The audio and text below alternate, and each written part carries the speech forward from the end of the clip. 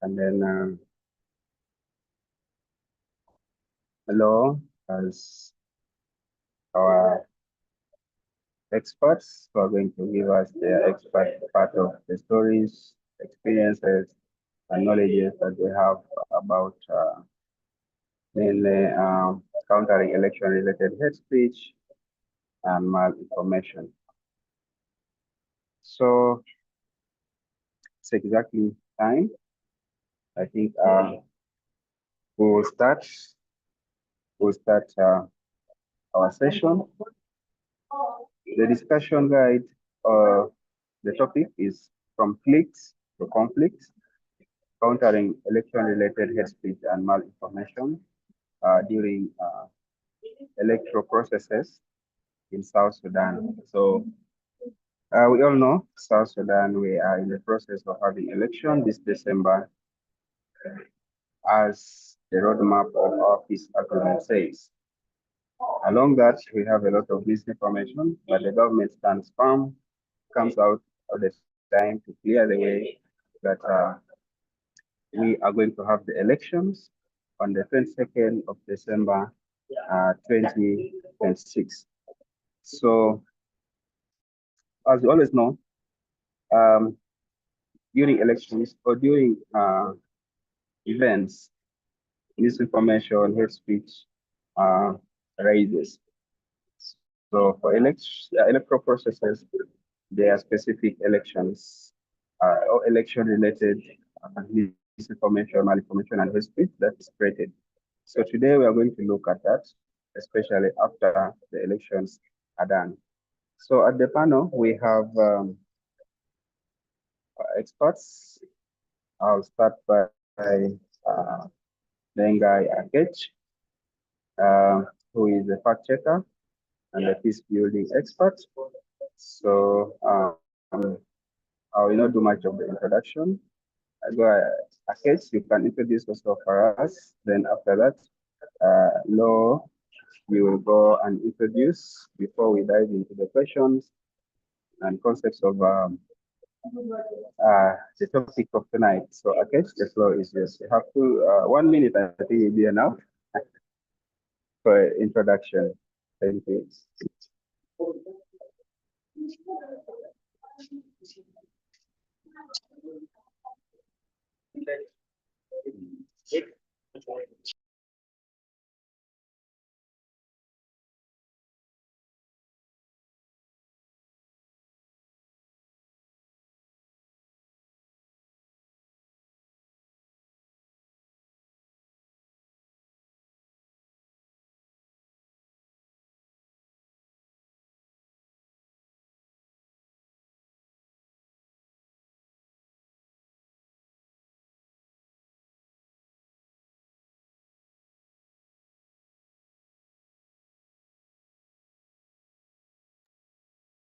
Good afternoon, everyone. I hope you can hear me clearly. Can you get me clearly? Great. Thank you, everyone, for joining this session. My name is Guy Akech. I'm a fact checker and a peace building expert as well. So I'm so excited to be here in this forum, and we'll be excited as well to interact with each of you, share our experiences, and forge the way forward. So thank you. I don't have much. Okay, thank you, Akech. Now you introduce yourself and tell us who you are, our listeners.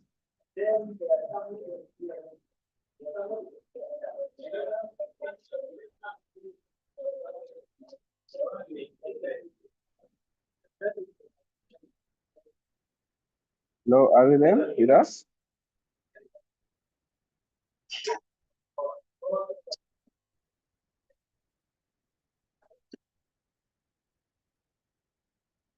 Hello. Yes. Hello.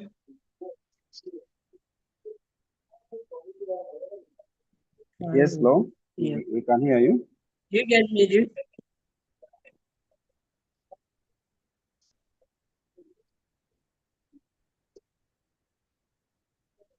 Yes, we can hear you. You can go ahead and introduce yourself in a minute.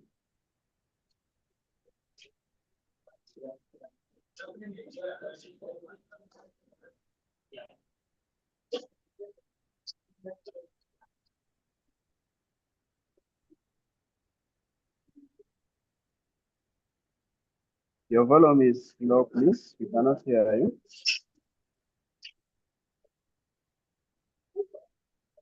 Better now. Do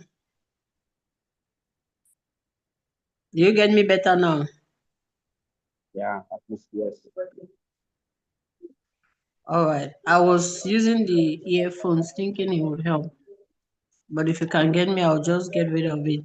So I was saying that I'm Yeah. part of a youth-led organization known as Civic Watch. We are based in Yaoundé, but we also have offices and colleagues working in other parts of Cameroon. And our work focuses essentially on peace building, seeing how to mobilize young people, mobilize women, media organizations, and even state institutions to work together towards promoting what we call hate-free Cameroon, a Cameroon that is void of hate, and of course, that is also free from misinformation and disinformation that has been proven to have very negative impact on our societies. So I'm extending greetings from our team, from our team lead, Dr. Ngala Desmond, and my colleague Onowin is also here with me. I saw her a while ago, I think she's still here.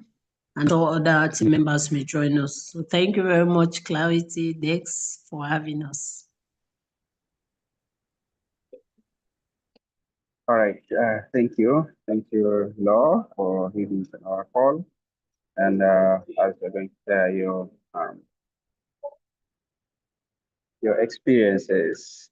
For those who are joining us late, once again, I am Bibi Moses, the project coordinator for the Clarity Desk.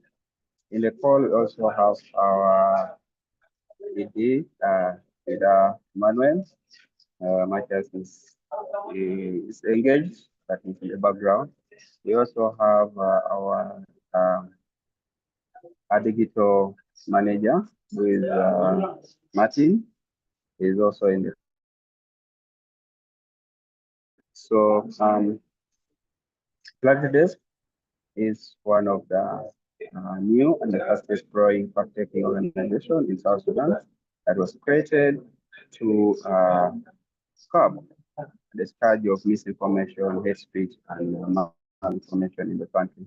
And especially that we're going to have elections, we are going to have specific problems that we haven't experienced before, this being our first elections. So for it to come, we need to equip ourselves with a lot of skills and knowledges from around our people and across the continent, like from our neighbors who have had experiences like you. So we are going to dive into the questions, and I'll start with a general question for both of you. Any of you can start to tell us what to answer. So the question is, how do you distinguish between organic social media venting and the coordinated malinformation campaigns designed to trigger offline violence, especially during election cycle? Because we know most times misinformation is start online, then it is spread offline, and then others as are accidental or by like one person, but others are coordinated, like planned thing that people plan in time, and then they let it online, then they allow it to spread down. So as citizens, as innocent citizens, how do we distinguish between these two? Either you can start.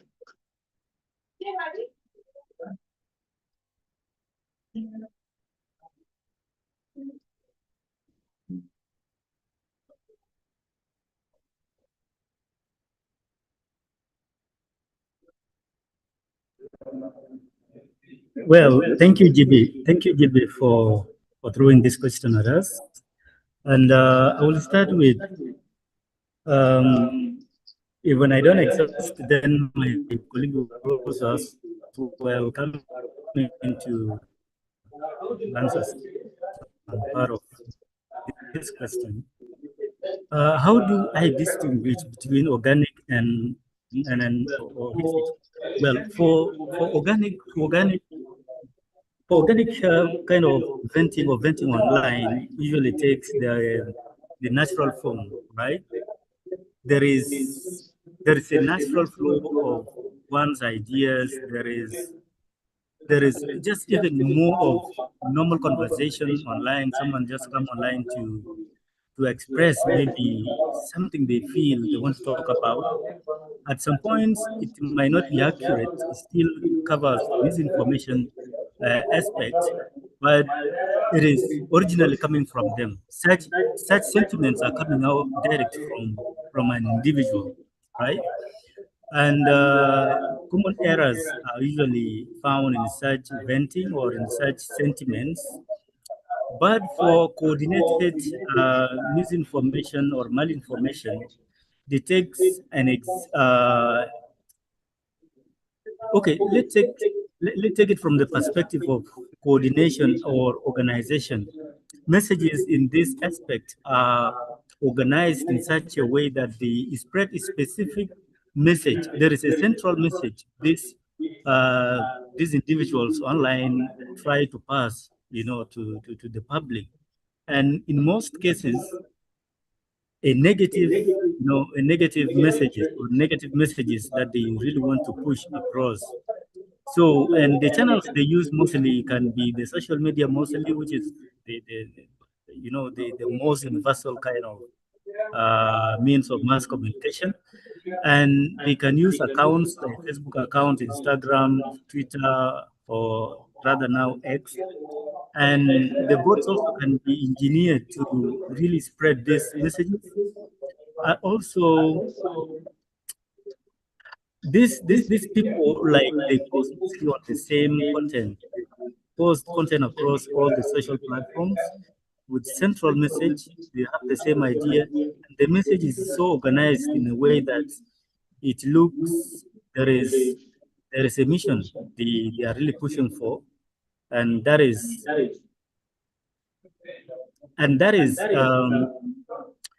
the interest they want to push for. So up to this point, let me hand over to my colleague. Thank you.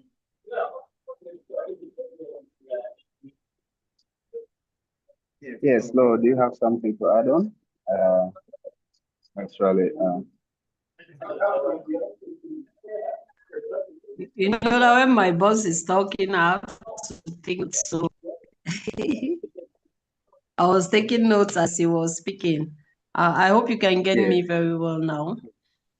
Yes, with regards to the question you're asking about the different types of publications we see online, if we see a post that somebody is genuinely expressing their anger or frustration, and how we can differentiate it from posts that have, sort of, what do they usually call it? Other meaning than what we see physically.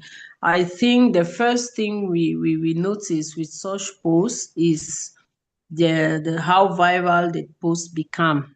I think Guy has mentioned most of the key elements that we look out for, but there are cases where, as we're talking about elections, for example, now elections are coming up in your country in a few months, and you just get up one morning, maybe 1 or 2 months to elections or 6 months to elections, you discover an account. It could be on Facebook or any of these. So Facebook is actually the most popular in most countries. And a page that was created maybe 2 or 3 months ago has thousands or even millions of followers. And you're asking yourself, when did they have time to create the post, to engage social media users, and even build an online reputation enough to have that number of posts? At times, even when you do boosting, even when you sponsor your page, there is a certain, trend for the growth of the page. But some of these accounts are usually bots, or trolls that have been created, pseudo accounts, and people are just seated in a room. They have 1,000 accounts. They are manipulating using machines. Some are using AI technology and other tools. So when you see such publication, the first thing is to click and check the about section of the page. When was the page created? Look at even the name of the page and the type of information the page is carrying. If you see a page about the presidency announcing a breaking news about somebody or a high profile personality, and then you check, you discover that the page is maybe a business or, I don't know, food or restaurant page or entertainment page that has nothing to do with maybe politics or that particular politician, then you start understanding that that page may appear to be like every other social media account, but it has some hidden agendas. The other thing you also notice when you look at the nature of the post, there is always this urgency. They always create fear, they create tension, like Akech mentioned a while ago. But there is always that call for action that is attached to it. Either they ask for you to click and send as you receive, either it is something that gets you so emotionally worked up that you might be forced to react without thinking. At times, it could just be a post that is targeting a particular group or an individual. It could be in the form of an insult, it could be in the form of an attack, it could even be an incitement or a call to violence.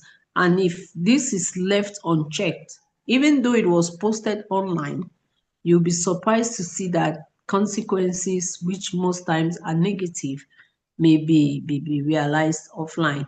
Then the last thing we also realized, we had elections in Cameroon last year in October, and while we were doing media and social media monitoring and trying to map the trends, we realized that you get up one morning, there is news in town.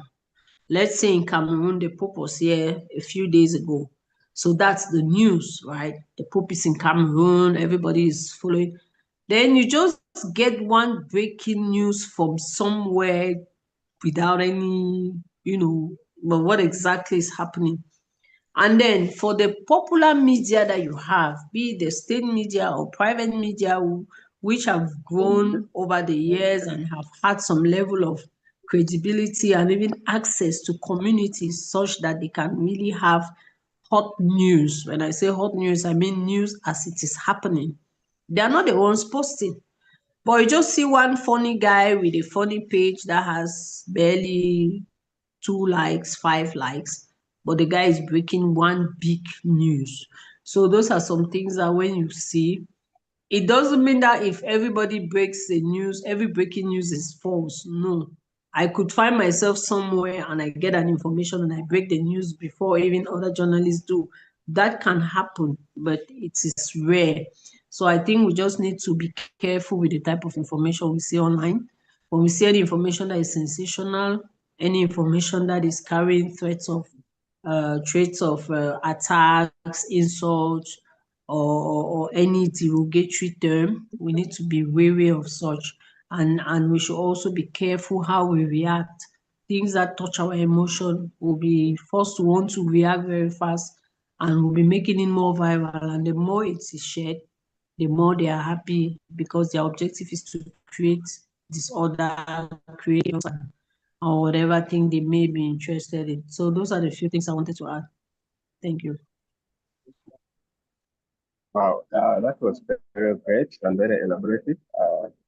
Learned a lot of points, starting from guys, uh, element where he said always the information is natural, and then the other one is specific. And then the point of virality, always fake news or hate speech moves very fast. And mainly we are asked to act. And this is where danger is always reached at. And when you started to act, whatever way you are told to act, without knowing the truth, at the end of the day, it's a problem. So the next question will go specifically to Guy, and I would ask because this is a South Sudan context question, and it is guy, in the South Sudan context, what specific cultural or linguistic nuances make detecting election-related hate speech particularly challenging for automated AI tools? Because right now we see there's a lot of AI tools that are helping in spreading misinformation. And then given our language context, um, what challenges do you see there? Well, thank you, JP. Um, I will start with the AI itself, how it operates as a technology which has been designed to really take or it has been trained on the already existing data online. So this means that it doesn't really create things of its own. It only takes what is already been designed for it, what is really accessible in the public domain. Well, for the context of South Sudan, automated AI is facing some challenges in its use for detecting hate speech or misinformation in the country. You have to agree with me that South Sudan has over 60 languages, and these 60 languages, sometimes you find that they are mixed. When people are communicating to themselves or communicating in normal cases, you will find a mix of these many languages, be it Arabic, be it English, and other local languages like Nuer, Dinka, Bari. So these languages makes it so difficult for the automated AI software to really analyze what has been fed into it or the information that is available already. But that means also, because of the complexity of the languages being used, hate is passed through this medium. It is going viral, is causing the harm it is maybe the perpetrators have intended to do. So, and the fact that AI, fails to really decode some of these language, complexities makes it really complex and complicated for the AI to really help checkers in order to combat the impacts uh, of hate speech and misinformation. Number two is that there are cultural metaphors that have been historically coded or which continue to evolve in the coding and how people use them. And these normally come in forms of normal things.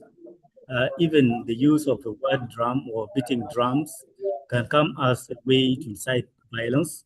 But for AI to really look at the local context and decode such terminologies, make this really hard to have kind of a unified automated AI systems to debunk such statement or to counteract such narratives which are in local context, which are bringing in just simple terms, but they are still once again causing harm to the public. So these are the challenges AI or automated AI is going through in the context of South Sudan and in the fight against hate speech and violence in the country. And as we head towards elections, there is so much work to be done, especially in countering such divisive narratives and putting of such languages, combination of all this all together. So this is a challenge to fact checkers and media entities to really look into how best this can be counteracted. Thank you. All right, thank you so much. I thought you were going to give us one or two hints on how we can attack the AI, but no problem. Partakers will sit, look around, and ask. Of course, we know we have experts in AI who can help us And since it's already a problem, we need to get a solution for that. Otherwise, thank you for the contribution. Um, on the question, AI is growing, and actually it's a very serious problem that we need all to look into. So, for now, uh, so drawing from your work with the Civic Watch Cameroon, what parallels do you see between the clicks to conflict pipeline there and what is currently unfolding in South Sudan? If you can compare the two, like, what do you think is in store for us? What areas we how can we uh, help the situation when it reach the time for elections from your experiences? Yeah, Moses, you realize that South Sudan and Cameroon might just be separated physically or geographically, but we have almost the same worries. We have almost the same situation, and I even find some traits between what Akech was saying and what we have here in Cameroon. I don't know how many tribes you people have, but in Cameroon we have over 250 ethnic groups, which means different cultural identities, cultures, way of life, and everything that goes with it. Then we have now the two broader groups, right? The Anglophones and the Francophones. And the Anglophone constitutes a lesser part of the population. We have 10 regions, and those who are originally, quote unquote, Anglophones, because we have Anglophones and they say there are others who are English speaking Cameroonians, but not necessarily Anglophones. But we realize that when you have people who come from different cultures, different backgrounds, it's a little difficult. There is always friction. But as humans, we are called to adapt.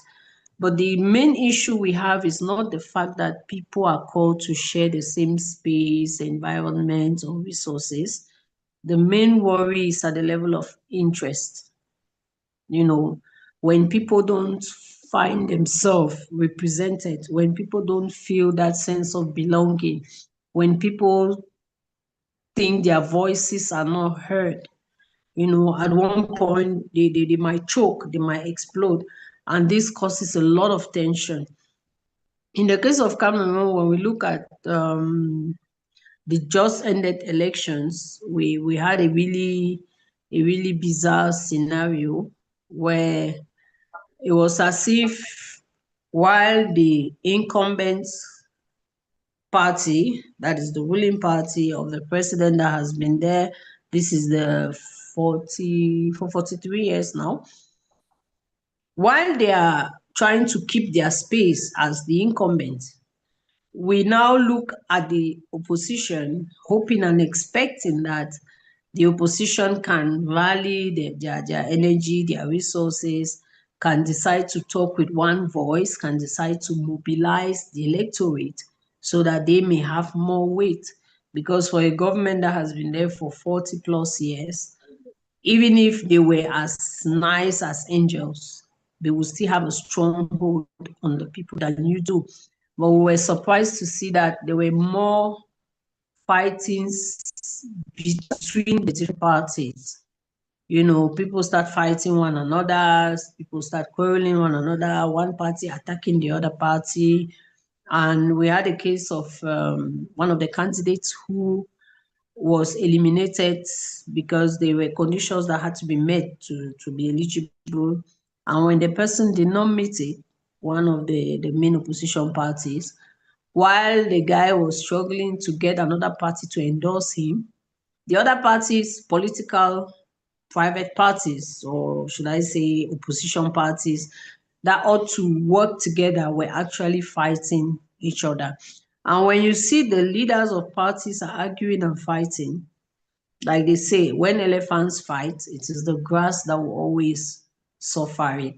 You have mothers, brothers, young boys, young girls back at home who be quarreling and fighting with each other because they belong to different political groups, because their interests are not the same. They are all fighting for one thing. And rather than sit and share it for every one of us, so you have a slice and I have a slice, everybody wants to have it. We also have a case of we saw a rise in hate speech, where there was a community in the littoral parts of Cameroon, that is the economic capital, where one of the I don't know if I should call him opposition leader, because at one point he had a party, later on he's no more having a party, but went online and a video was played where they were in a meeting, a traditional meeting, and this guy gets up and says openly that none of their tribe's children should vote for particular person or candidate A or B. Now, we will ask ourselves, as Cameroonians, as citizens, we all have our individual rights, and then we have our collective rights. So if you now want to impose your right on the others, or you want to impose your choice, even if the other people have not found reason to, turn away or refuse to associate with the other political party, that might get them to want to turn their backs, even if they were to support. And rather than unite, you see that elections is instead dividing us. We also have cases where this one involved a senator, and during one of their preparatory meetings, a senator of the ruling party, a video went viral. And in that video, she was heard clearly saying that measures should be taken such that if on the night of elections, after the elections, they start doing the vote counting at the different polling stations, and if they realize that their champion and natural candidate, who is the head of state, has not been elected or has not won in their community. Now, this person is from the West region, and maybe we should have started with a little bit of context. The fact that the Northwest and Southwest region, the Anglophone regions of Cameroon, are deeply affected by a crisis. This should be the 10th year already, which started in 2016.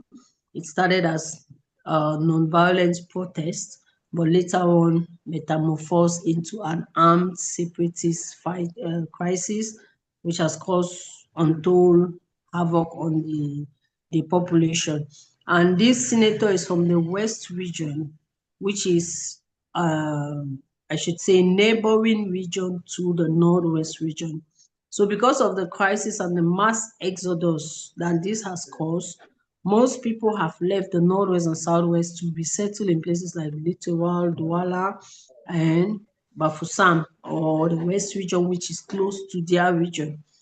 And the idea that was given was that should the head of state not win in that community, it is because settlers, if I can, that's how they actually call them, because you have the autochtone, as they say, the natives, and then you have the allogene, like they call them in French, who are settlers. Like me, I'm in Yaoundé today, I can decide to leave and go to Garoua.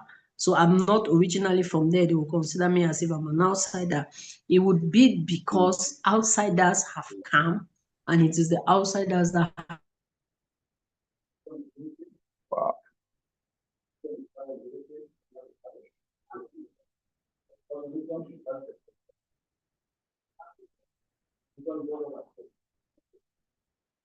Oh, that was bad. We have lost Law and internet issues or something. We hope she join us back very soon. But she was having some good narrative. I think all of us are following. As we wait for her to come, I think we can continue with the debate. Uh, So, Akech, you will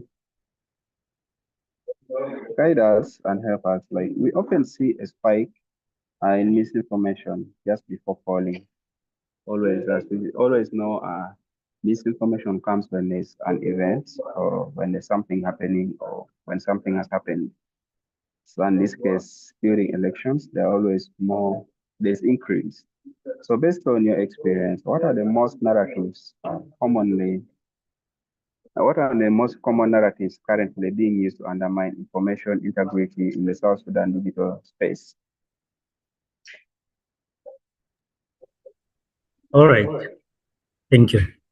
Well, South Sudan is preparing now for its first ever general elections in December this year, 2026. This is a new experience to so many people who have not ever voted in South Sudan because the transition period has taken longer than expected, which the parties now think it is right time to go for elections in December this year. So, however, since there are no much, historical records of how South Sudanese have been conducting themselves during the poll and after the polls, uh, I can draw experiences from our neighboring countries and from many other parts of Africa where who have been, going to the polls. Well, there are so many common issues which people face, especially in the preparation for elections. One is about the process delegitimization. When people are preparing for elections, it has been common from the cases which have experienced in that a group of people or an individual might come into the social media platform or go to the radio stations to announce or even write a document that the National Elections Commission has already, the machines are favoring one particular party or they are favoring one particular, tribe, and that the other tribe is not really being given the chance to vote just because they come from that particular tribe. And another thing is that,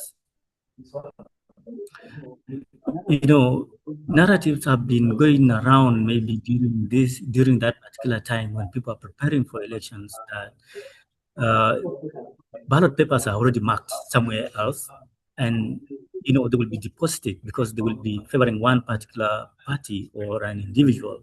So such narratives normally circulate when people are preparing for polls, but the intention is that these particular people, these individuals, want to create mistrust in the institutions or in the body that is organizing the election, the National Elections Commission, and that is how we call it in South Sudan, but has different,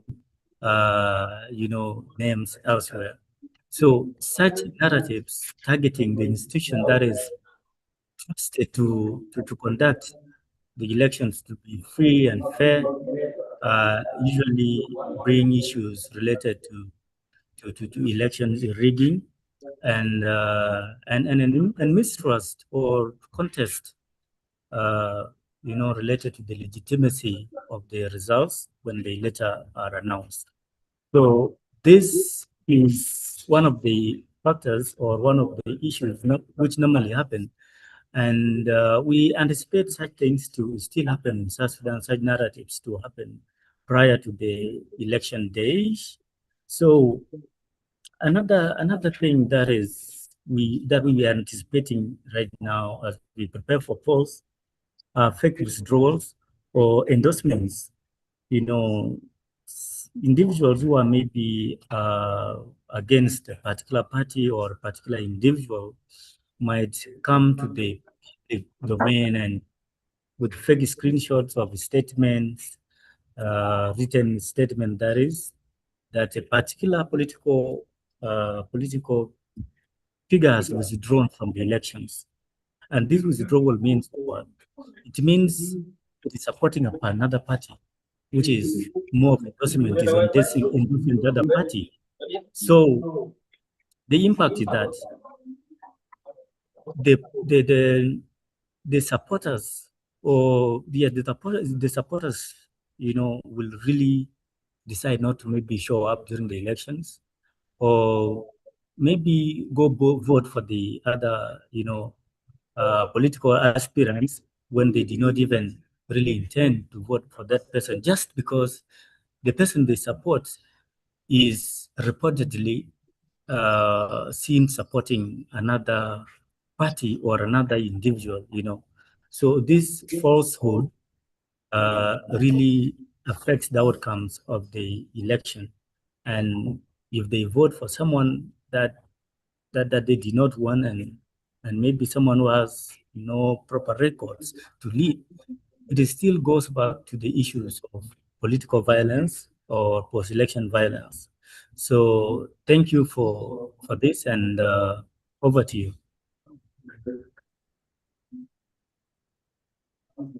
All right.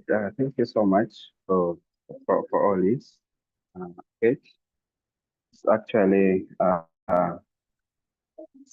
during election time is always the worst time where misinformation is spread. Right now we see on the ground there's a lot going on. That's the same things that you've been saying. Some of them already happening where some other people are saying they're going to have elections. Others are saying there will be no elections, and these are people who are not the ones even in the government. They don't have responsible offices, but they claim that source this and source that is saying we are not going to have elections. So still, Law is okay. Okay, she's back. Sorry, we lost you, Law, and we are happy you have joined us. The session for Get is done. I think if you're ready, let me get to yours, and yeah, we continue. So, follow. How does malinformation, that's the use of truthful information with malicious intent, distort the public's perception of electoral fairness compared to outright fake news? Like they would have fake news that some people would spread without knowing or something like that. But then we also have this malinformation where the information is true and then it's targeted to hurt the reputation of an individual or maybe a candidate or something. So how does this malinformation distort the public's perception of electoral fairness from your experience previous elections in your country?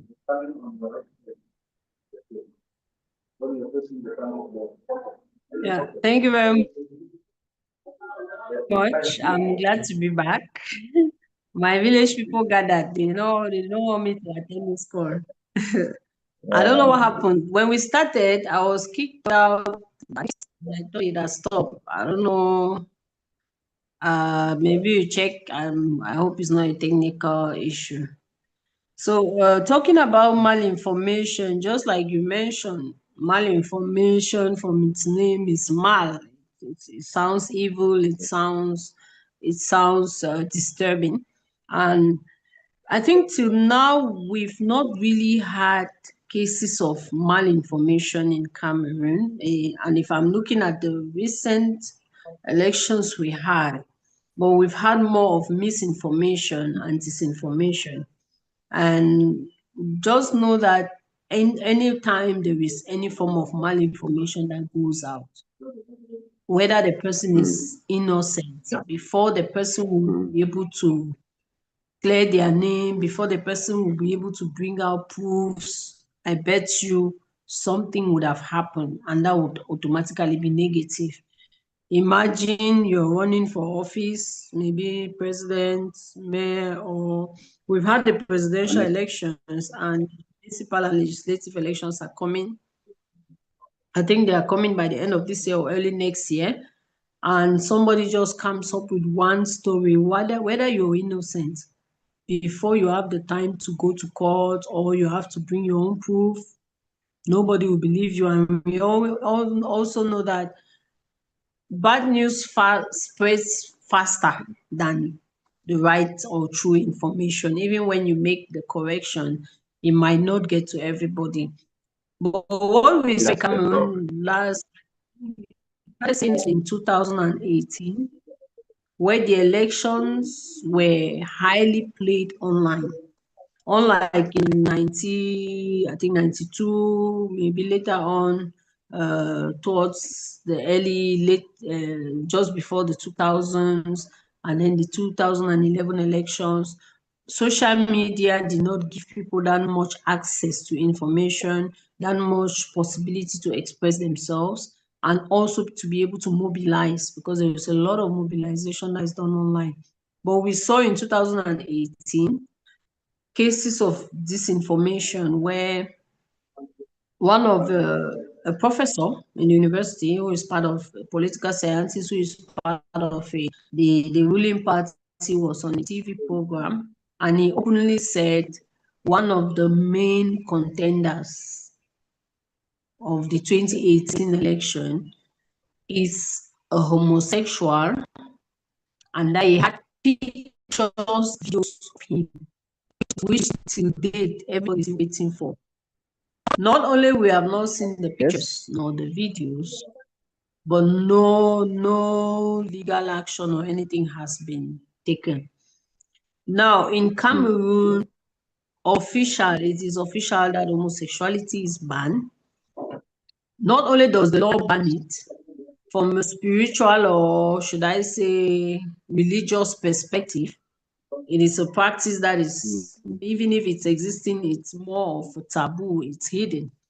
And you imagine somebody saying that a main contender who was even among the leading actors is a homosexual. I bet you there are people in the community that may not really believe or not, but I tell you, it's going to instill a doubt in them.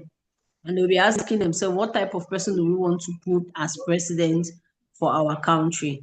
We also saw cases of photos. You see somebody giving money, and then they shared later saying that that was money that the person was corrupting young people to go out and, break places, because there was a political hold-up, an election hold-up that followed, and many people were caught and sent to prison because the manifestation was not authorized. So there was news that that particular person had to go about paying people for them to go out, which is not out there free, they not go because they have responsibility to manifest when they have, to demonstrate when they have an issue. But the case of disinformation and misinformation, the two combined, that I personally witnessed while I was working as a field reporter.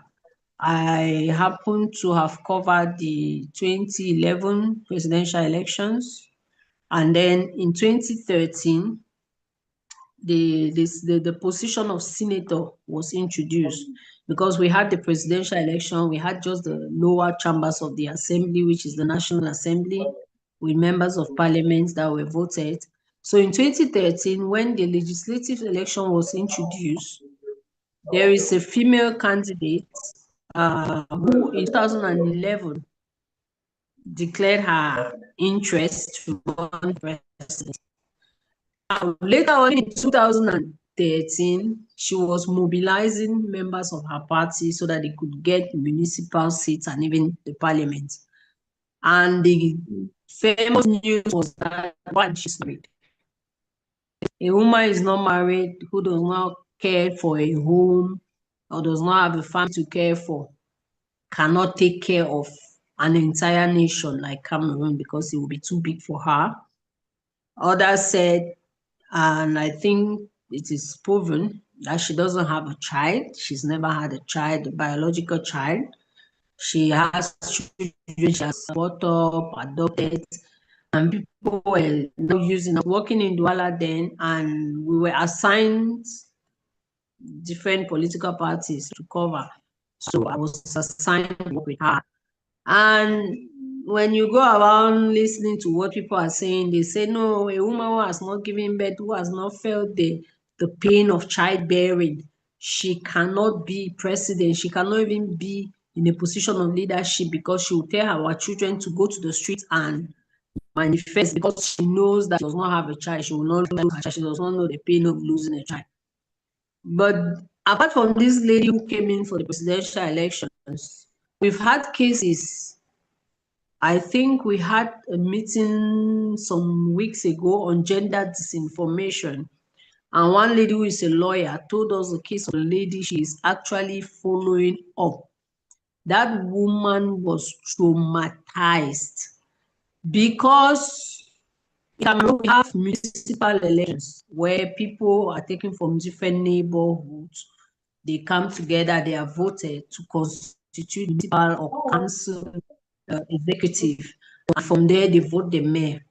So the lady was willing, and the moment she announced that she wanted to become mayor, the first thing that came out was that she was going around sleeping with people, and it's because she has been sleeping with the directors that they are promised and ministers that they are means to make her become a mayor. So it's not because she had the means or the required knowledge and resources. It is because she has been sleeping with the big men of Yaoundé. Yaoundé is our capital. So when they say the big people of Yaoundé, it means those who run the affairs of the country. There were cases where even her own women, I wanted to say her fellow women, whose husbands were also fighting for the same position, saw her as a threat. That my husband wants to be the mayor and I know my children and I will be fine, and you, another woman like me, you want to come in. And it was women who had to gang against her. And she felt such humiliation, stress. She almost lost, well, I don't know, from what the lawyer told us, she couldn't give much details because it's a case she's working on, but we're having a discussion where we're trying to map out some of these cases. And so we see that there is a lot of disinformation that goes around. There's a lot of misinformation. We've not yet had cases of malinformation with regard to elections, but there is a lot of hate speech, and this hate speech usually causes people to want to react. And we've had cases where people even fight, people attack one another. And with the Anglophone crisis now, between the separatists, the military, you have the population that finds itself in the middle. And when somebody just hates you, he just gives you a bad name, either reports you to the military that you are collaborating with this separatists, or reports you to the separatists that you're collaborating with the ministry on two folds. In fact, you don't have anywhere to go. And during such periods, when people disagree, this causes tension. I would have shared the cover page of a newspaper I took yesterday. I think there are two of them I wanted to share with you. The mayor of one of the councils in the Northwest region, he has just been slammed 25 years in jail. The sentence came in, the verdict came, I think, 2 days ago. And guess what? He was the deputy mayor. And on our national day, which is 20th May, we do the civilian march past and the rest. While the mayor was leaving the council and just had to walk a short distance to the ceremonial ground, he was shot by supposed separatists. So investigations were made because during such an event, you have military, the whole place is militarized, there were lots of controls. How would these people leave the bush where they are, come to town? So there were some things that were not really very clear. And it would appear the deputy mayor did not agree with the mayor about certain things. And because he wanted to take over the council, had to connive with people. I don't know what role he played because the sentence is talking about him being a sort of facilitator. So he might not have pulled the trigger, he might not have been the one killing the guy physically, but he played a role in it. So that's just to tell you how much elections create a lot of tension. And since we are talking about clicks to conflict, most of these things happen offline, but they are posted online.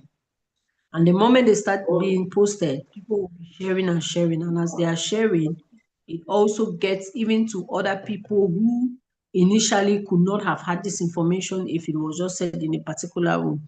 So we see that in terms of impact or out or engagement, the information goes very far.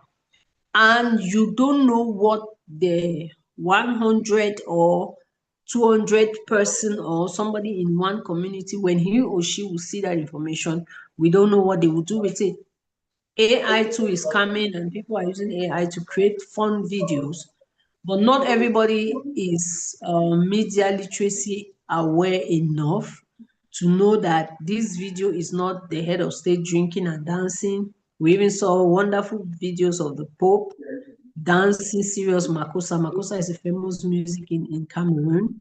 We saw a case where the Pope visited Yaoundé, Bamenda, and Douala, and somebody posted a picture where the Pope is carrying a girl on his back and smiling, all his, 32 teeth are out. And somebody said, now see why the Pope could not go to Boya, because Boya has a university, and university area has young girls and young persons, and also some other, I should say, atrocities that happen. And somebody was saying, you see, in case the Pope had gone to Boya, those young girls would have dealt with him. But that is made for fun. But I tell you, one young boy in one village will see it and take it so seriously.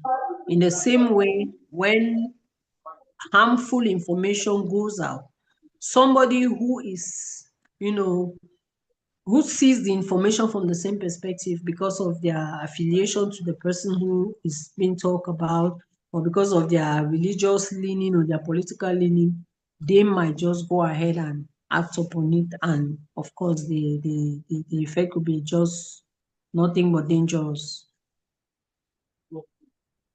Wow, thanks for those many examples that you have given us.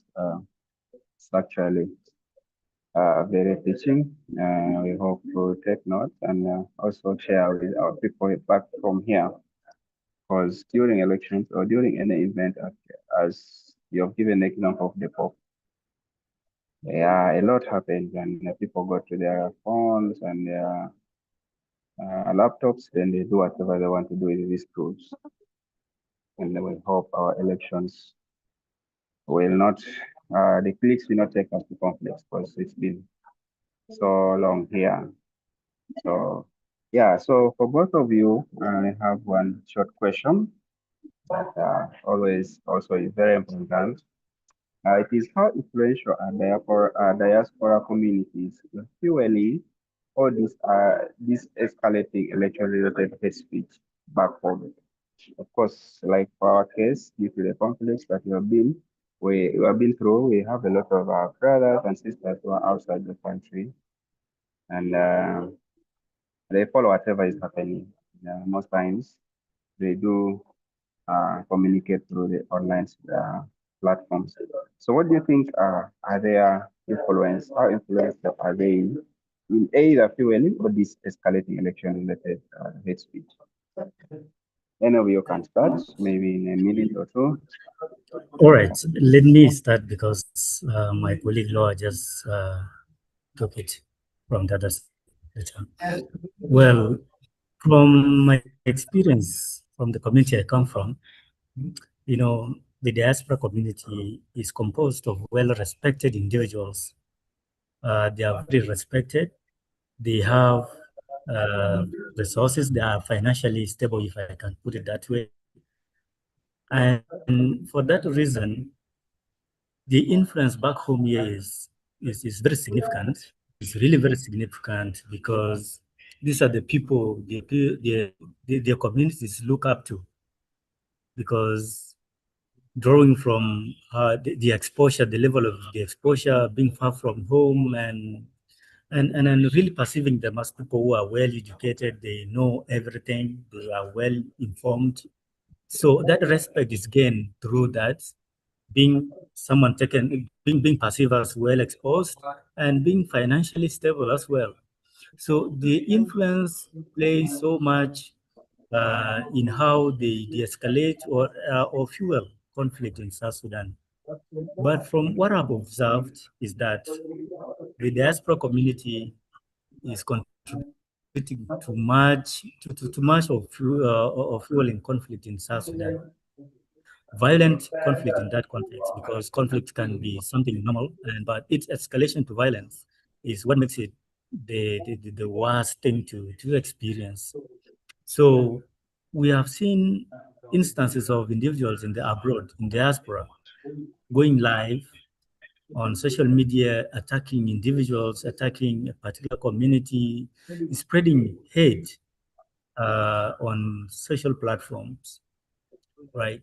So these are people who I mentioned earlier. They are looked up to, they are respected, and whatever they say is taken with some significant weight. They are given some seriousness. So whatever they put there, without any verification, without any second thoughts, they are taken for implementation back home here. Be it tribal divisions, right? Without even mentioning a particular community, we have seen many people die because of the diaspora influence. And to be specific, mostly in Jonglei State. So this is something we are facing right now.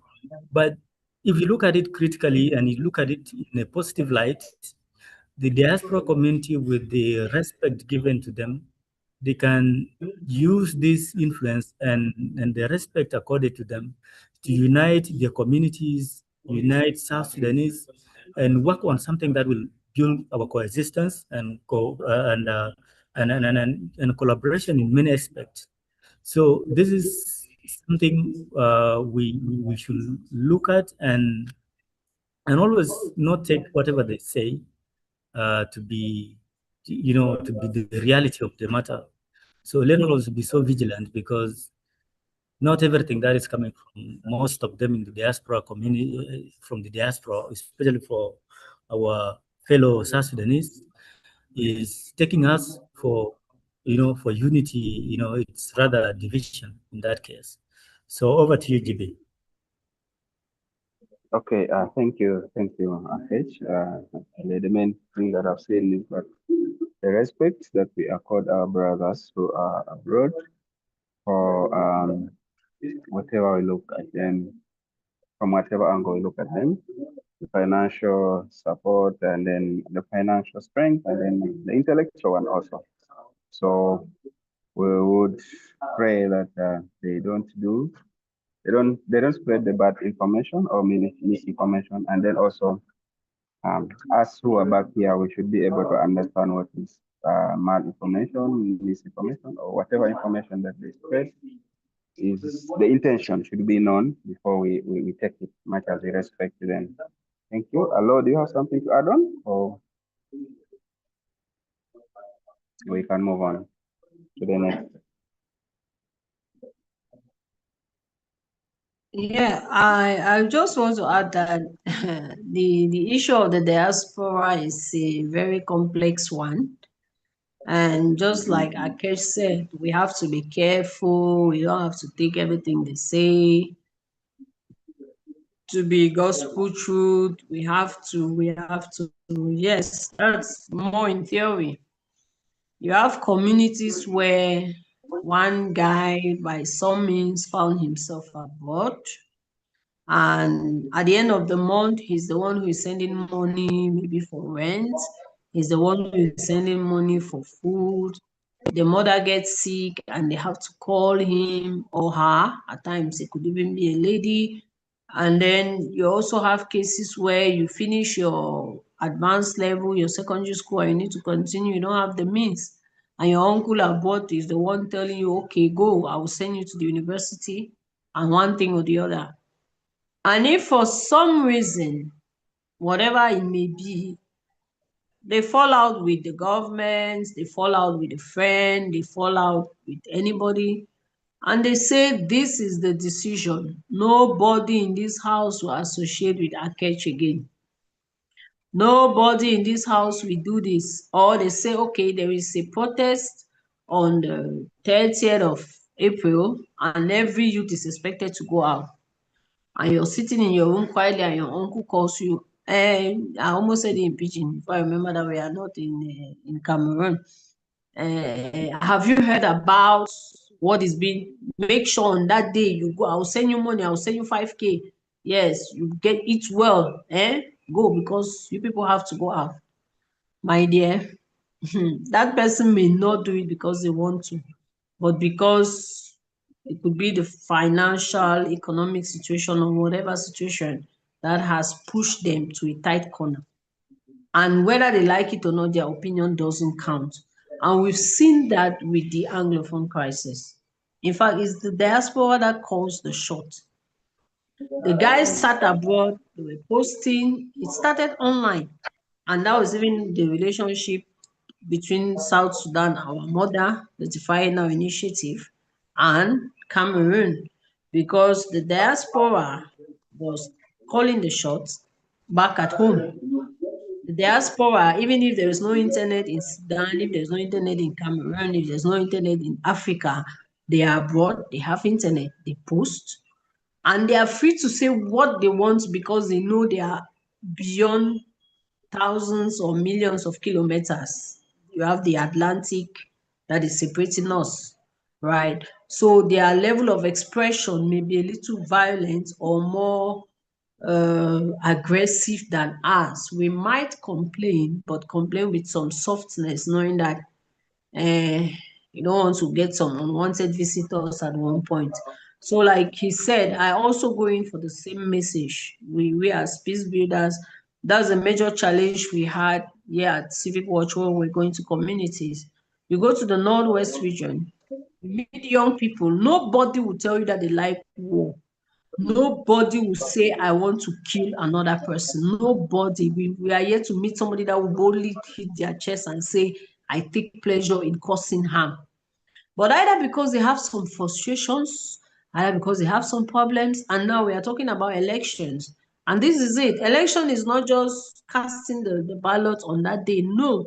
Election has to do with the decisions that are taken after the ballots have been cast. Cameroon, in our case, we are having two, they call them president élu, right? President elect. We had one who took his first mandate in 2018, and 7 years after, another guy came in, and he's going about, I don't know if he's in Senegal or wherever he is today, and he's going about saying that he's the one who won the elections. And I bet you there are people following him. So the day he says we are going out, they will follow. So the good news is that till now, everything is still very calm and under control, which is what we wish, because we don't want to use violence to solve a problem. It will only cause more harm. We also have cases where, because people are not able to enjoy their basic rights as citizens of a country. I'm living in Yaoundé, I'm in town, but the road to my house is earth road. When it rains, I can you've been to my place, right? You have to take a bike. There is no way you will take a car and come smoothly. And we are in town, we are in Yaoundé. I'm less than 30 minutes from downtown Yaoundé. Just one taxi in 30 minutes, but it's horrible. Others have had their frustration about unemployment. So when this election period comes, it's not as if it is election in itself that is evil. Elections happen in the US, it happens in other places, and we barely hear of anything. But it's because that is the period where all attention is centered on one particular thing. And so people, either online or offline, they say whatever comes to their mind. But it's more prominent online because people can sit in their room and speak and nobody is seeing them. People can take their phone and type and nobody is there to say, hey, what did you say? Say it again. And then they start shivering, or they believe that they are shielded. But we always tell them, in the course of our trainings and even our media and information literacy sessions, you would think that you're hiding until the day you will be fished out. So we always warn them as young people, don't spoil your life, don't destroy your destiny. Today you're young, you're going about insulting, causing havoc, creating violence. In 10 years, you'll be looking for a job. by the time you are 40, you may want to come and become a politician and become a minister or something. Those things will haunt you. Does it now mean that we'll give, flowers to the government because they are not doing well, or we are going to throw them a party for malgovernance? No. There are problems, but we should look for non-violent ways to express ourselves.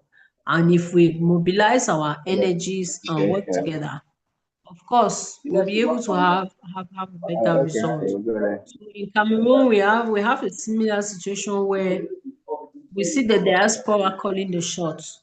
And most of the influencers we have in Cameroon, the ones who do the breaking news, who do the hot, boiling, burning news, and the ones that can even cause the country to catch fire, they are bought.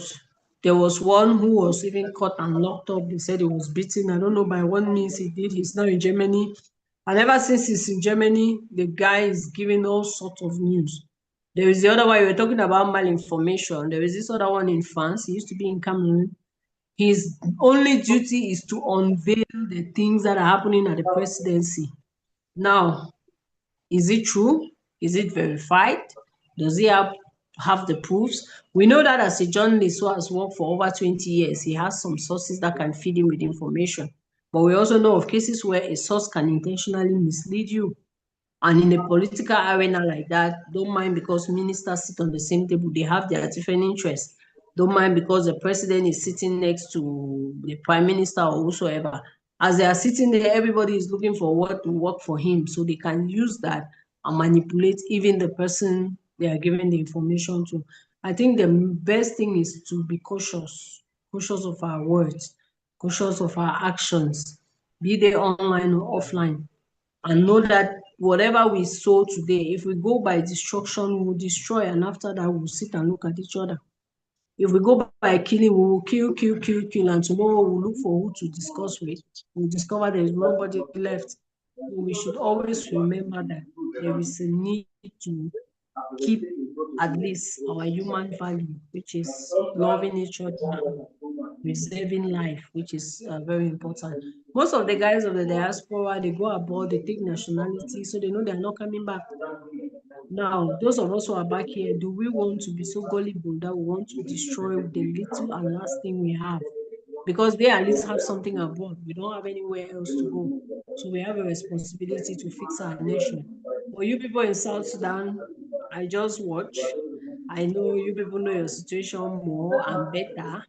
And I cannot say if Cameroon is better or if people are better, but I think Africa has to wake up.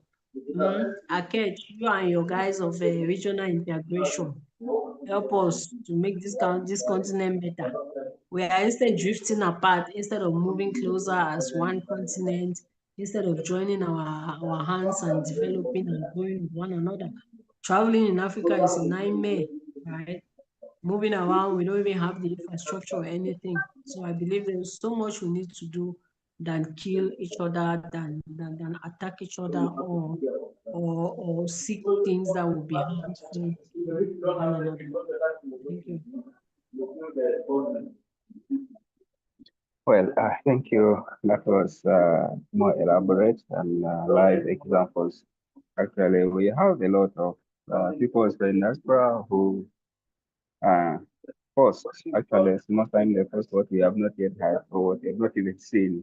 And the post, some come to happen and some happen in a different way, but they will still come back and drag and be like, we told you that this one is going to happen. So it's a threat anywhere, all over, both here and there. And yeah, so I such Yeah, discussions just to are add very that important. one of the leading separatists who used to be, was in Norway, or I think it was in Europe. He was between the US and Europe. He was among the first people who were always calling that they should chop people's hands, they should cut and attack. And when he used to say those things, when he used, you come to a page, there is a social media page that is there. There is a post that is put up. You don't see likes, you don't see comments, you don't see anything. The post is just there. And the post is saying that today night at 8 p.m., burn this school. or this school is going down. You don't see people engaging on it, and you say, who even cares about it? Then the next day, so they were using that, because when people engage, they are able to be identified. Now, even when they create pseudo accounts, it's true that some of them use VPN and the rest. For those who don't know how to hide well, it can still be tracked, right? So the post is there just to say, this time, this thing is happening. There's this famous word of Gary where they say they should Gary people. That's because algorithms, Facebook algorithms may not understand some of the languages. Telling that they should Gary people. Gary was here. Gary is cassava, what they call it, starch that we consume. I don't know if you have it there. And the idea Yeah, was to finish with them. Because Gary is your last stage. We call it the savior. When you're poor, you're hungry, there is nothing left. That's the last thing you take. Then you start singing Our Father, knowing that you might meet your creator at any moment. So the algorithms will never know that. The advantage you also have is that our team has some members who are Facebook trusted partners, because when we used to see the use of local parlance, the use of local dialects, or deformed words that were posted, the algorithms will never, ever, ever, ever, even with now that AI is coming, except they'll make an AI that will be speaking the dialect. And we have 200 dialect plus. Nigeria has 500 plus.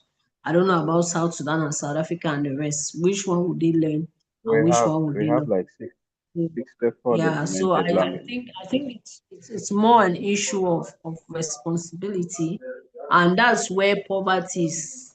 In fact, poverty is beating all of us, because that is actually where people are stuck, and because they want to survive, they just go by whatever is offered to them. Thank you. So we are diving into some kind of interventions and then a counter strategies. So after seeing all these problems and challenges that we are going through or we are most likely to go through. So I'm still come back to you, Flo. What early warning indicators should communication officers look for to identify digital trend before it escalates into a physical confrontation? At least you've told us a lot of examples, but now, what are the specific ones that we can look for early enough that will guide us, help the situation before it goes into physical? Yeah, well, what we do at Civic Watch, and I think Akesh had the opportunity of attending some of our Africa Fact Checking Fellowship session and Media for Peace session. We realized that information doesn't fall from space.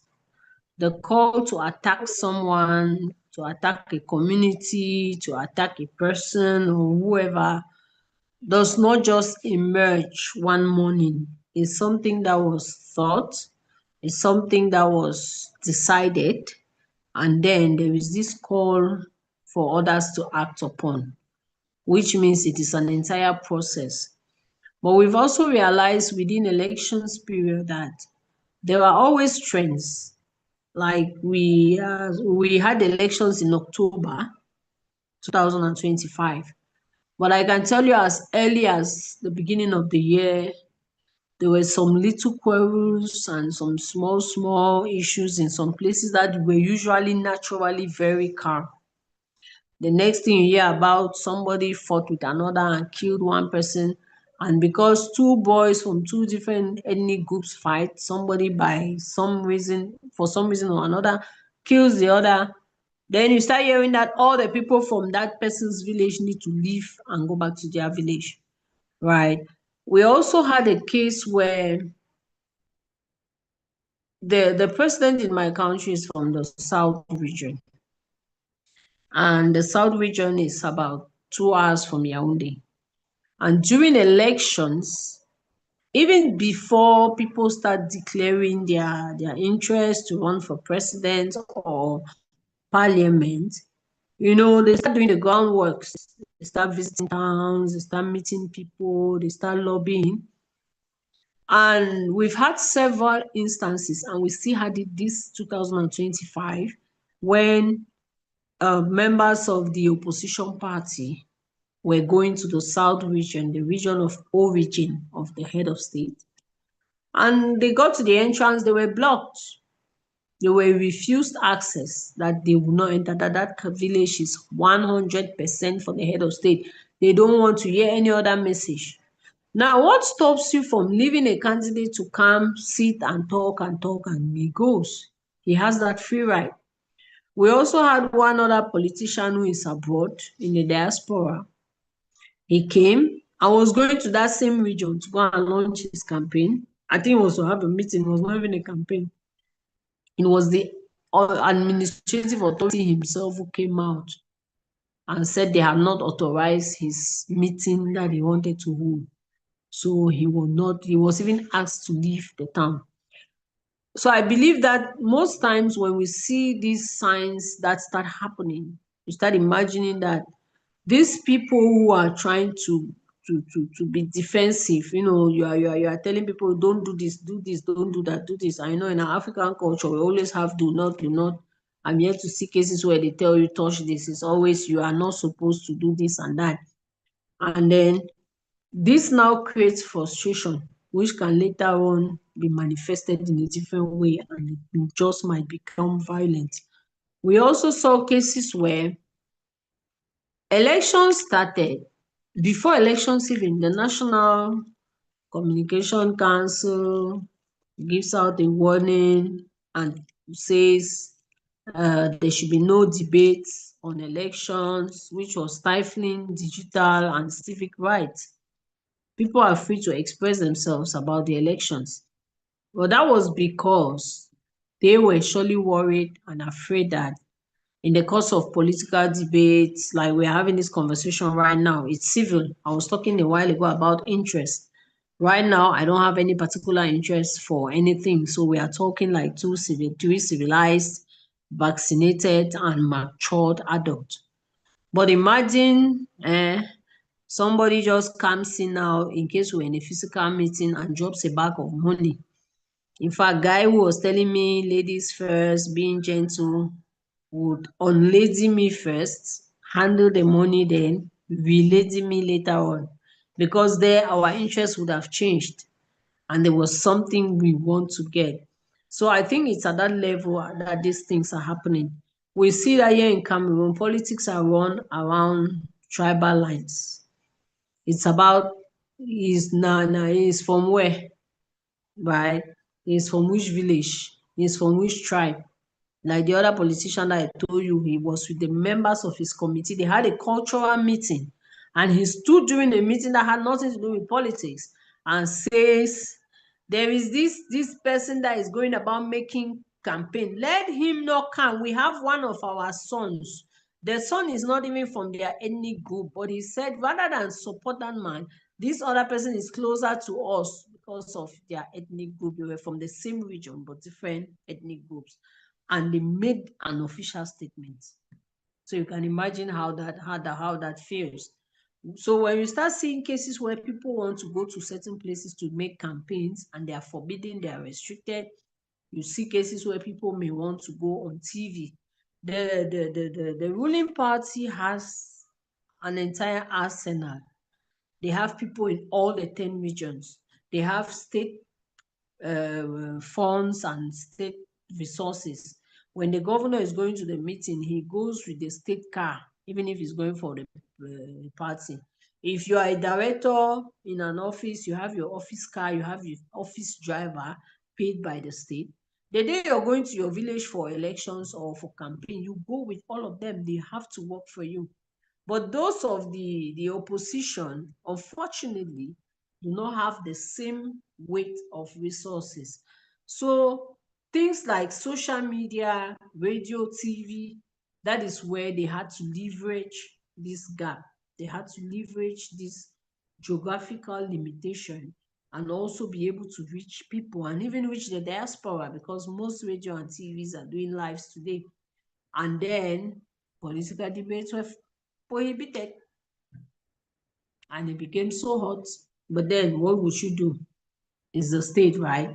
And then you look at whether your license should be sorry, whether your license should be revoked or whether you should just let the elections pass. So there are lots of tensions that occur, and when we start seeing these things, we see when we can. We have some discussions in some communities. There are other places where we decide that we can launch an online campaign and we start posting. We had some videos. Dr. Ngala made some videos. We even had one in the office that, in fact, I did not know the guy was so good in video production. We had the polling booth was made and everything just like a polling station. We're trying to guide people on how to behave and what to do on the day you vote. You go, you get in, you get your ticket, you vote. After you vote, you go back home. Because when you stay around loitering, turning around, waiting, doing nothing, the idle mind is the devil's workshop. Somebody will say something, or you will hear something, or you may see something, or something may even see you. And before you know it, you get involved in something that might even become dangerous. We also advise those in the Northwest and Southwest region. We work also in the far north, but we work more through community relays that are there and not usually directly. In the Northwest and Southwest region, we are trying to advise, especially the young people. This election period, how do you call them? The politicians will always come and become your friend because they'll give you 2,000, you wear a t-shirt, you go out and they say they had a mass population of 1,000, 1 million people who came out. How often will you do that? And while you go for such gatherings, this is how you should behave, this is how you should behave. There are times when you could have a stampede, there are times when you could have an incident. So it may not necessarily be a violence or a situation that is directly linked to the election per se, but it could be other related things that may happen, and later on we find people losing their lives or properties are being destroyed. So we have a mapping tool, the Mungo. The Mungo is it's a river in Cameroon, the river that separates the northwest and the southwest region, the natural river, and that's where we do the mapping based on publications that we see. We check the media, see what is the media saying, because we know a lot of agenda setting is done through the media. The type of information they carry on their front page, the information we try to weigh it to know if it has a potential of causing harm or if it's just meant to inform the public. But I would say there was a lot of work that was done last year compared to 2018, where there was a lot of confusion and a lot of frustration. People went out to the streets, they were caught, they were locked up because a candidate who was not happy with the result called for an election hold up, and it was so disastrous. So this year, I think to some extent, the election governing body did a lot of communication, civil society organization like ourselves, we did. The UN agencies had lots of meetings. They had meetings with bloggers, they had meetings with civil society, they had meetings with students. We tried to have all the groups involved so that we would have a non-violent election, no matter the results, no matter our desires or our frustration, but let us at least keep our calm and see how we can re-strategize to do something better. And about the diaspora, we had some candidates that we saw them for our first time. They came from the diaspora to be president, but we've never known them before. There was one who came, I think he came from, is it Belgium or where? And now it would appear the guy has gone back. Maybe we'll see him again after 7 years. Who knows? So don't just come. Then there's a situation, you create disorder, then you take your plane and you go, and then those of us who stay back may be the ones to suffer.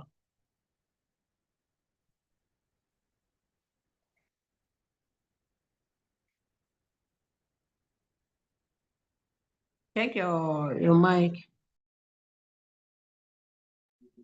Sorry, it was off. I was like, thank you so much for this elaborate discussion, a lot of examples, like the mapping tool that you've given us. Be some good example that we can also, or something that we can use back home when it comes to our elections.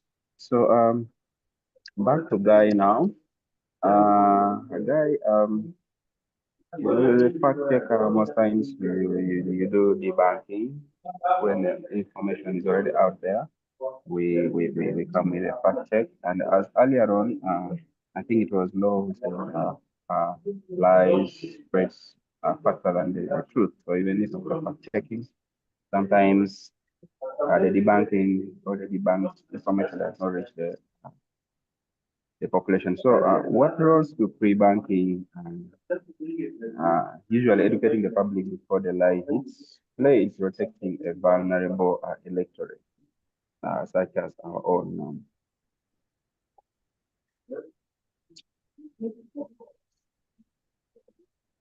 Well, I can ask a question. Yes, you can go ahead.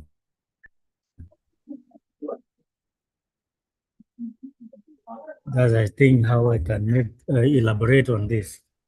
Why do you vaccinate, or why do people vaccinate, right? So the essence of Yes. Please, Akej, I vaccination can't get you really very well. explain why pre-banking is really election violence, or when we are looking at misinformation.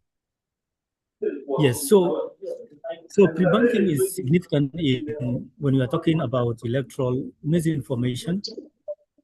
So what this does is that it prepares the electorate mentally to really anticipate what is coming, about the election, what people are expecting, the kind of misinformation they are going to go through.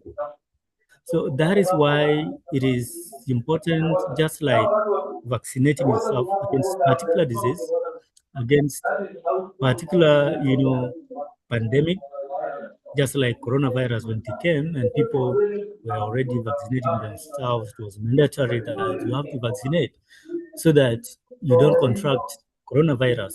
GB, you can mute. So this is going to be of help. Now, let's put it in the context of South Sudan. Why do we need to educate people before the election time? Right? So this is going to prevent harm. It is going to prevent damage because the electorates might be unsuspecting kind of most of the malinformation or misinformation or rather disinformation that are like forthcoming in the conduct of election. So when we do this, when you educate South Sudanese about the electoral misinformation, we are indeed helping them to be mentally prepared to prevent them being drawn into, misinformation that is leading to violence and all that is going to be to bring disunity among the people of South Sudan. So so this build resilience for the electorates in South Sudan to not to be really too vulnerable to electoral misinformation. So why will it be of importance in South Sudan? Or why will it work as we prepare for elections? So pre-banking will surely take the form of the form of bringing communities together. And this is through voice, like you sit together, you have dialogue, you educate them about what they expect during elections. Because right now, the literacy rate in South Sudan is very low. Most people will be comfortable in their dialect, in their local dialects. They will understand voice messages rather than written. So when these people come together, you bring them together, you sit and discuss, let them know what they expect during election period. It will be easier for you uh, to really pass the message, right? to be easier to pass the message to them. They will understand. You bring them together, have dialogue, tell them that the only way you can understand or you cannot be deceived is that there are proper channels for communication, right? Be it the National Elections Commission. Tell them that the National Elections Commission has this particular channel for communicating to people. Maybe be the radio, be it on the platform like social media, Facebook, and maybe WhatsApp pages. Tell them they're the only one or the only entity that can change the election dates. They're the only one that can update the public about the changes in the dates, about any other significant communication that come from them, right? So another importance of pre-banking is that it does not only flag, contents as fake, but it also tells the electorates about how it is a lie, right? So it tells the electorate the tactics that they will anticipate, the tactics individuals will use to spread disinformation and hate speech online. So in most cases, you can inform them that you will expect fake screenshots of letters, just Law mentioned earlier that some people can stage a photo of someone receiving or issuing out cash to someone, and then they will caption it that a particular political party is bribing, is bribing the electorate, and the fund the evidence they are issuing, and this person is receiving the money.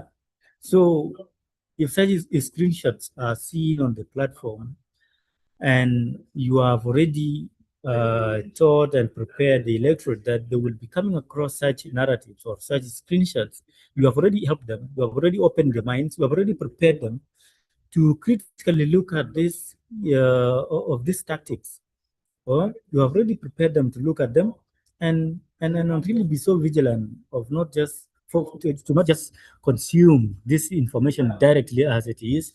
They will apply the third eye to look and investigate the accuracy of such information. So again, pre-banking employs, or it brings into context or into the exercise the credible sources of information, or the people that are trusted.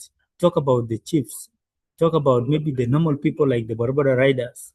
When you use them during your campaign awareness, when you are bringing them into context, when you are bringing them to talk about these issues that are going to be anticipated, so they will be trusted, they will be believed by the electorate when uh, the trusted sources or messengers talk to them about the electoral malpractices. So these such campaigns really educate people. They educate the electorate to really not fall into the hands of the misinformation and disinformation actors. Sorry for that. So in short, um, vulnerable electorates are protected from damage by educating them prior to the conduct of election.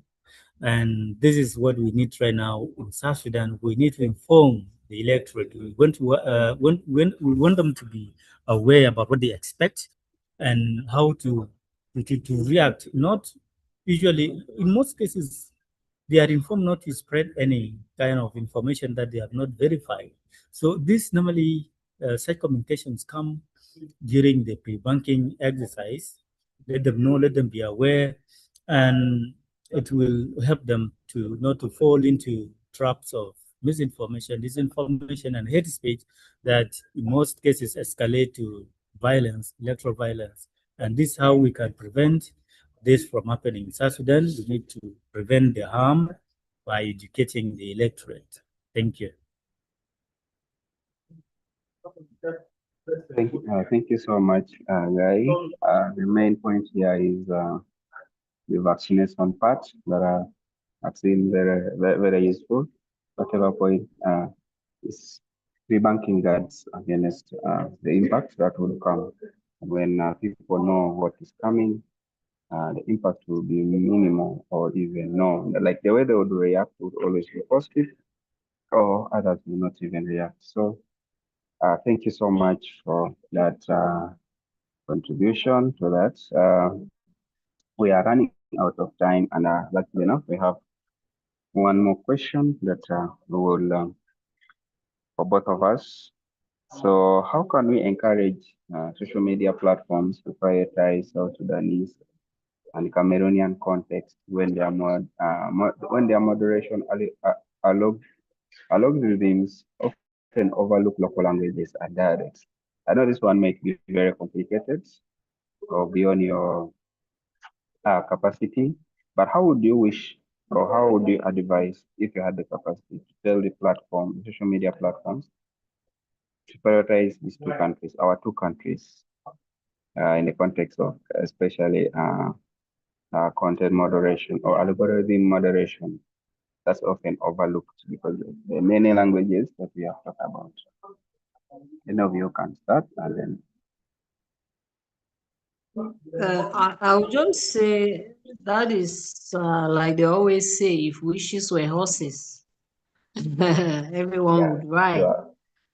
Because when you look at Africa and you look at the way these platforms work, those are giants. They need money. They are business people. They are there to make their money. And you and I, we buy our cheap phone, we download WhatsApp, we download Facebook, we put, and we are smiling, doing selfies, sharing everything we share for free. So, like somebody said, when they give you for free, if you're not buying it, it means that you are the commodity, right? You are the one that is being bought, you are the one that is being sold. And when I look at Cameroon, based on our population and even our digital print or whatever, or presence, it will be difficult, eh? It will be really difficult. That's why, like, Akesh gave a sort of detailed explanation of pre-bunking and its importance, especially in developing contexts like ours. What these guys did, they have created the platform, but they prepared themselves. Their children, even as early as 5 years old, have access to social media, have access to internet, and they have media literacy in their school trainings. I think Canada has it, most countries in Europe have it. France, I went to for a conference in France. I have some materials here back at home that I came back with. They have media and information literacy content for school children, for primary, for secondary, and the higher level. Canada, I think one of our colleagues here, our partner organization, Edu Media, that specializes on media and information literacy.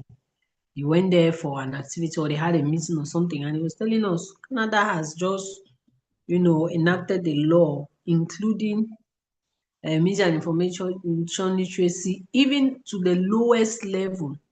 Because parents come back from work, like you and I are here, we come, you're tired, you drop your phone. Your child has seen you, opening it and knows your code. So it's not as if the child has a phone and you're worried that no, he doesn't have a phone or she doesn't have a phone. No, but you don't know what they may do with your phone while you're sleeping. They don't know what they may do with your phone while you're cooking, or maybe you went to work, you forgot your phone, and you say, why would I leave my work and come back home? Let me just stay the whole day and come back. They don't know. So I think we just really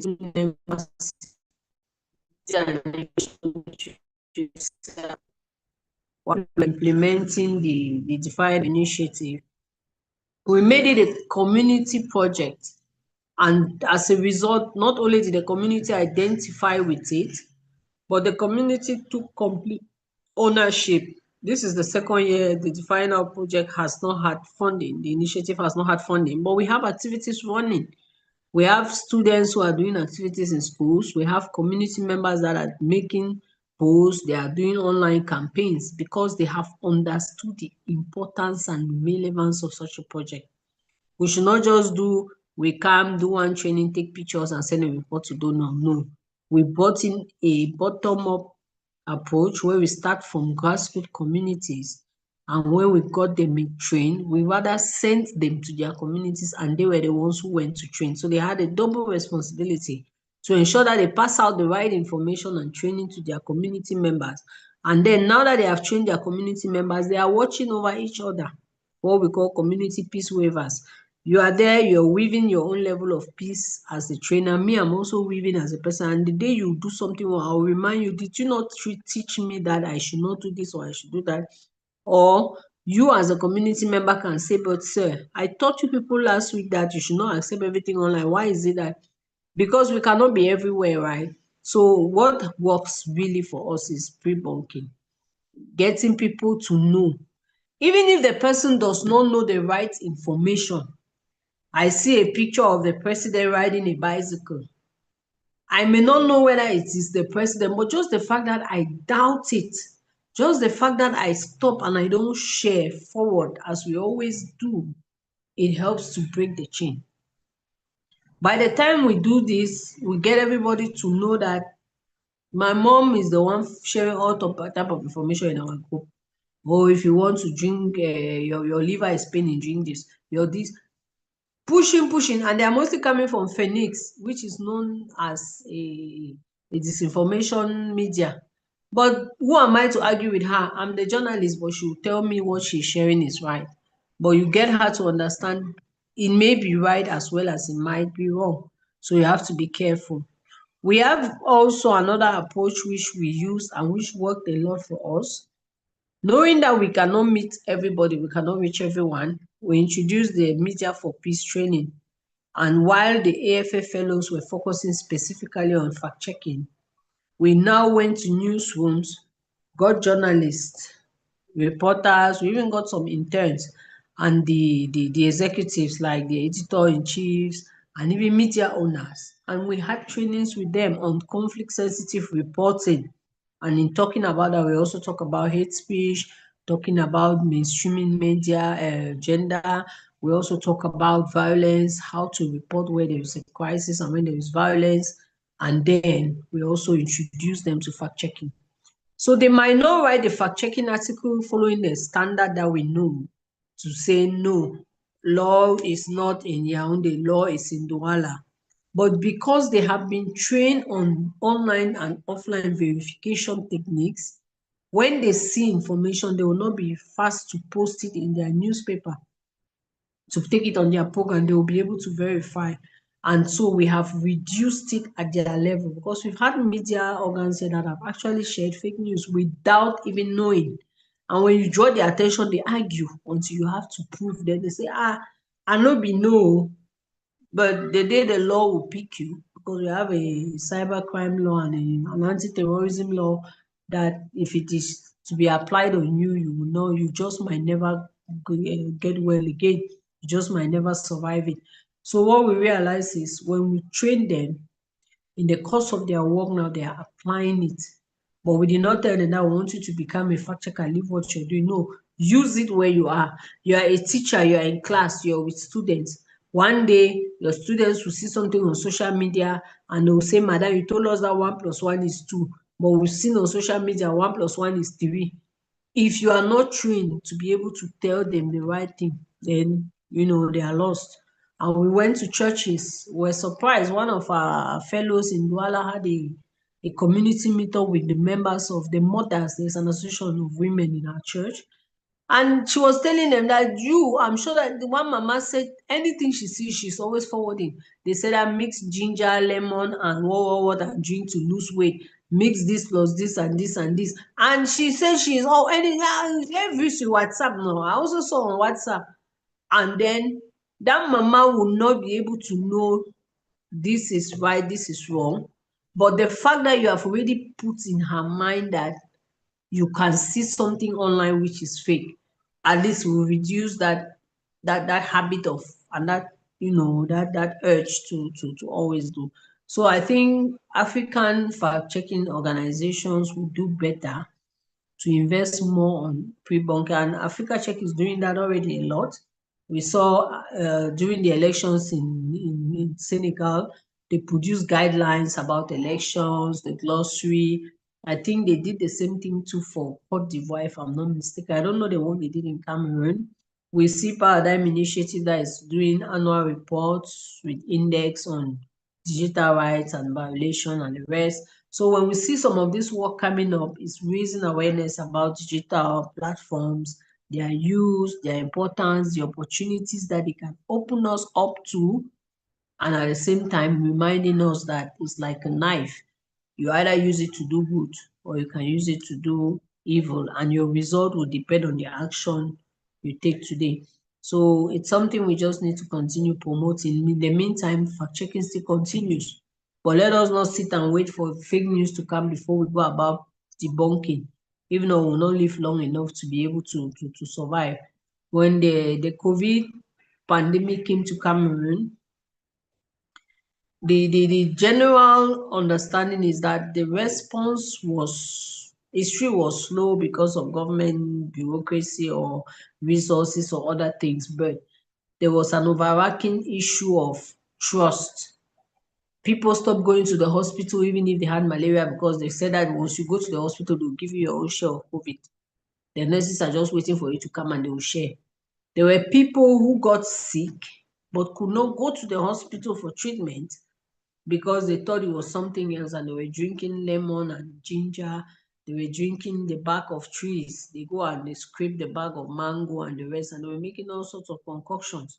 And those that were affected, by the time they were rushed to the hospital, they died. Meanwhile, their sickness, the first cases of COVID during the outbreak, maybe we could not control. But the moment they understood that you needed social distancing, wear your face mask, wash your hands, this, that would have helped us. But there were people I know, I used to see, who did not even bother wearing the face mask. They said that thing was a lie, that it was a creation from WHO. So you see that when there is this lack of trust, everybody will do just what pleases them. That's why we need to do a lot of pre-bunking, a lot of sensitization, a lot of online and offline campaigns, just to raise awareness and then leave them to make their decisions. But because they have already been introduced to the basics, of course, their decision will be well informed.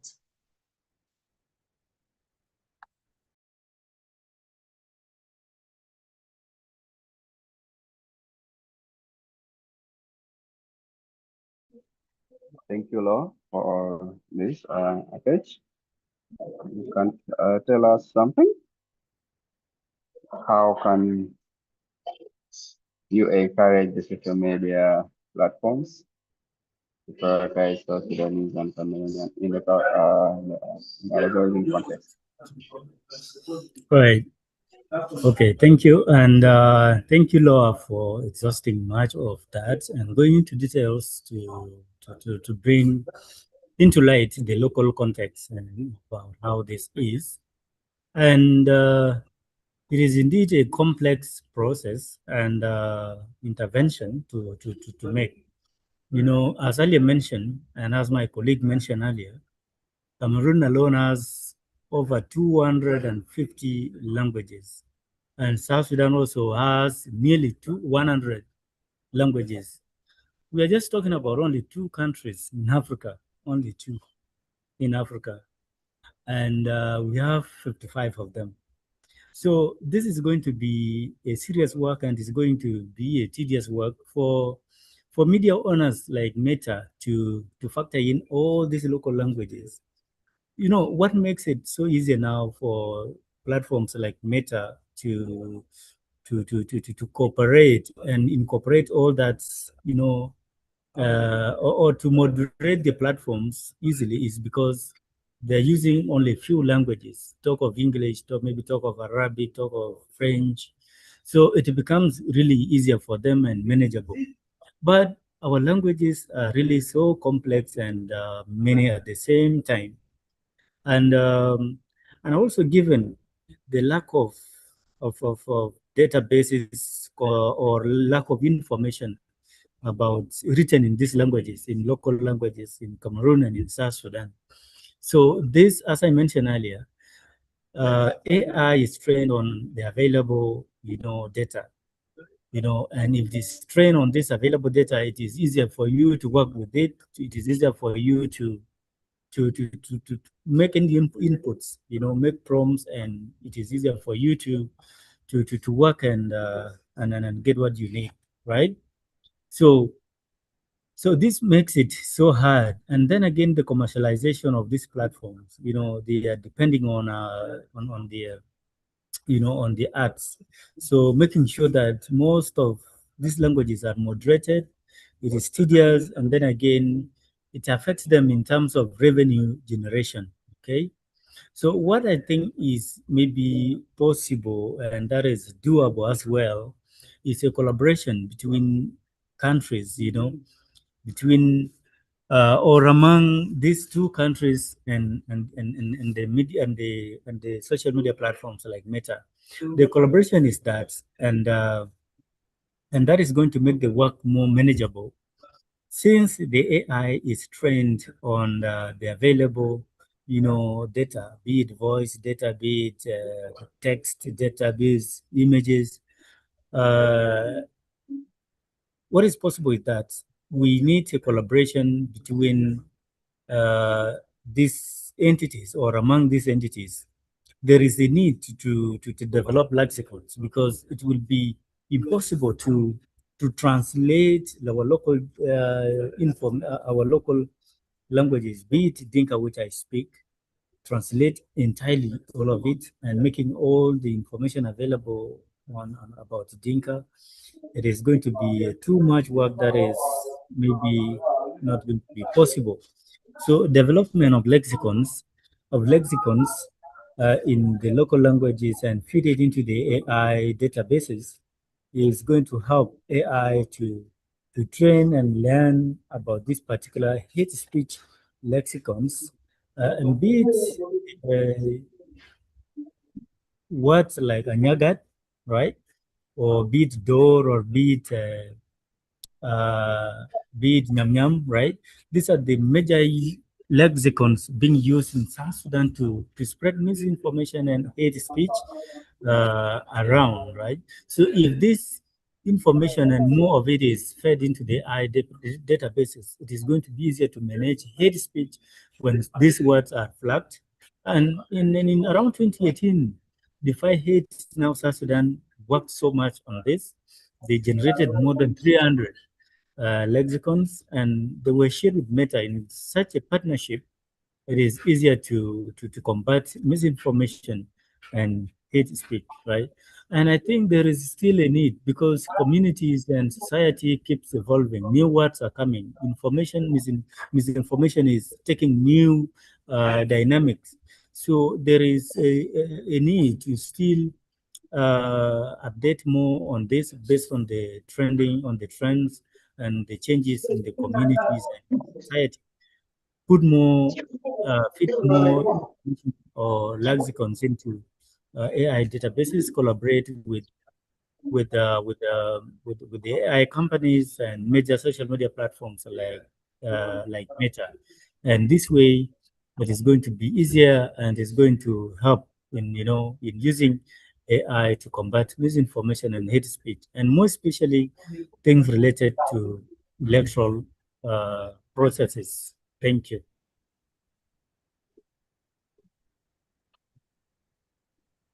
Yes, thank you, both of you. Yeah, it's 20 minutes into the session. I really appreciate your time, your knowledge you shared with us for all this while.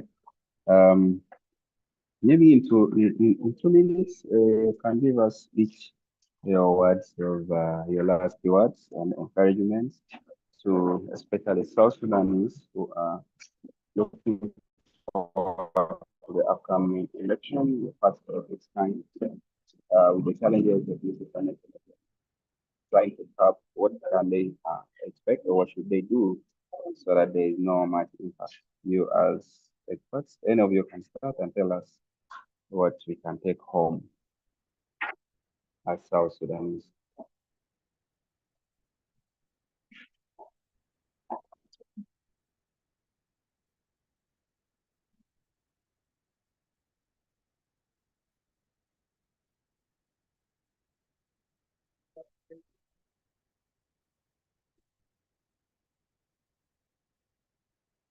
Yes, hello.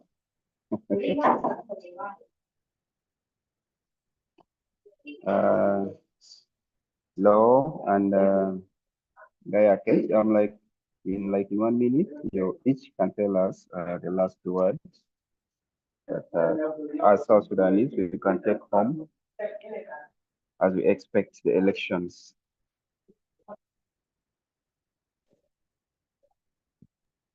All right. My message is that, social media right now is so complex. It's too complex, and especially with the generative, artificial intelligence. It is easier for to lure people into believing things that are not even existing, because AI can generate non-existent characters and even images, and and if one is not really aware, they can easily believe, they can easily even take action because of what they have seen and what they have heard on social media. So what I'm really telling fellow South Sudanese as we prepare for elections is to be digitally aware. There is a need for digital literacy, digital awareness as we head there into the polls in December. Right now, our situation is volatile. Right now, we are transitioning and into the we are transitioning and we have been transitioning into peace because we have been more drawn into conflict in most of the time since independence. So this makes the situation in South Sudan to be so fragile, and that is why you know second thought is always advisable for you to be really safe online, to protect other people, not to share, and for you not to even share what is not verified. So look at communication from credible sources. And credible sources, I mean, of the information coming from government pages. Talk of SSSBC, talk of the office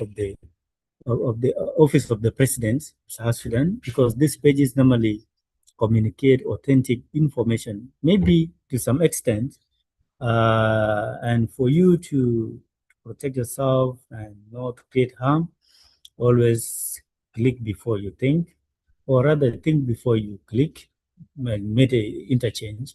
So this is what we need, and always be careful about what we do online. Let's be responsible enough and be watchful of what create hate speech and what take us to conflict. Thank you.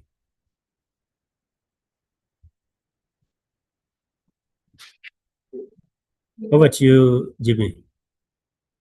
Oh, sorry, GB is offline. So, Laura, are you there?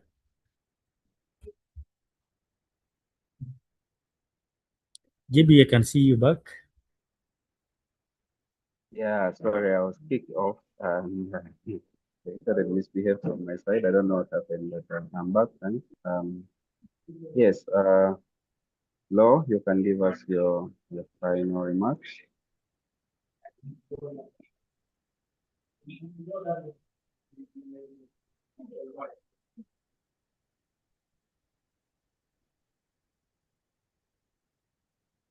Yeah.